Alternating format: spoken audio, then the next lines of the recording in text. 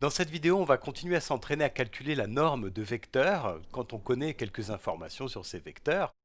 Alors le cas le plus simple, c'est celui qu'on va traiter ici. C'est celui où on te donne un vecteur A et on te le donne en donnant ses coordonnées.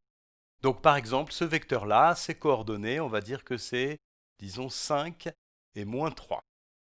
Donc ça se lit comme ça. Le vecteur A a pour coordonnées 5, moins 3. Son abscisse, c'est 5 et son ordonnée, c'est moins 3. Alors dans ce cas-là, c'est assez simple, on a juste une formule à appliquer. La norme du vecteur A, eh bien c'est racine carrée de son abscisse élevée au carré, donc 5 au carré, plus son ordonnée élevée au carré, donc moins 3 élevé au carré. J'ai oublié le signe égal ici. Donc ça, en fait, c'est une formule que tu dois connaître, mais si tu veux ne pas trop t'encombrer le cerveau, tu peux aussi très bien comprendre qu'en fait, c'est directement une application du théorème de Pythagore. Alors on en reparlera tout à l'heure, là je vais finir les calculs.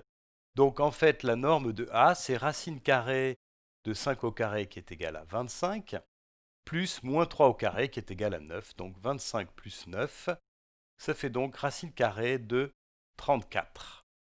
Alors 34, c'est 2 fois 17, donc c'est 2, et 2 et 17 sont tous les deux premiers, donc je ne peux pas simplifier cette racine carrée, je vais la laisser sous cette forme. C'est donc la norme du vecteur A. Alors maintenant, si tu veux, pour bien comprendre ce qu'on a fait et voir d'où vient cette formule, on va se représenter les choses dans un repère. Donc je vais tracer un repère ici, voilà l'axe des ordonnées et l'axe des abscisses ici.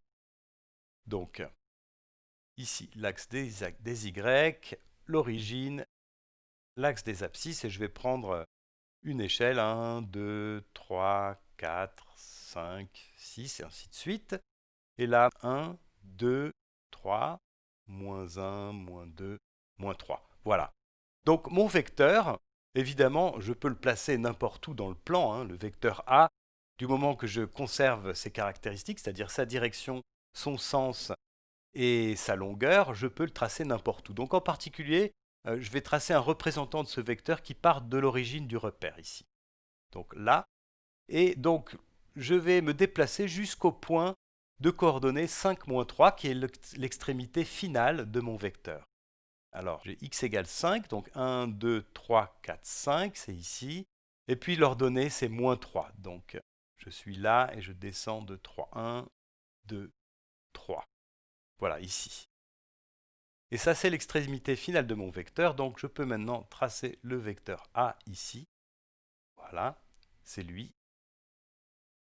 Et en fait, dans cette figure, on peut placer un triangle rectangle. En fait, on va placer un triangle rectangle qui correspond au déplacement de ce point à ce point, en décomposant le trajet selon les axes. Donc je vais descendre comme ça, c'est-à-dire que je passe de l'ordonnée de ce point à l'ordonnée de ce point. Je me déplace comme ça. Et ensuite, je me déplace à partir d'ici pour aller vers l'extrémité finale du vecteur A, ici. Voilà. Et ça, en fait, c'est la variation des abscisses entre ce point-ci et ce point-ci. Voilà, en fait, j'ai décomposé le vecteur A en une somme de deux vecteurs, un vertical et un horizontal. Et tu vois que ici, en fait, ce qu'on a tracé, c'est un triangle rectangle, il y a un angle droit qui est ici. Donc je peux appliquer le théorème de Pythagore qui me dit que cette distance-là, donc la norme du vecteur A, c'est la racine carrée du carré de ce côté-là, plus le carré de ce côté-là. Donc on obtient effectivement cette formule-là.